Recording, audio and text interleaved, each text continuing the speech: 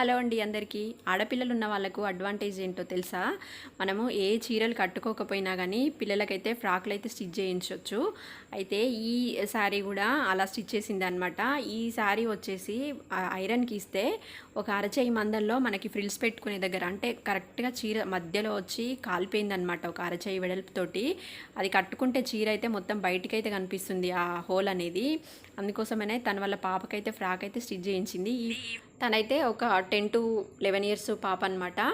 అయితే ఈ medium size frills అయితే స్టిచ్ చేసి బోట్ నెక్ అయితే స్టిచ్ చేశాను. అంటే ఫ్రంట్ నెక్కి వచ్చేసి చిన్న స్టార్ నెక్ లాగా అయితే స్టిచ్ చేసి బ్యాక్ సైడ్ అయితే ఇట్లా ఒక చిన్న హోల్ అయితే స్టిచ్ చేశాను అనమాట. థ్రెడ్స్ పెట్టాను.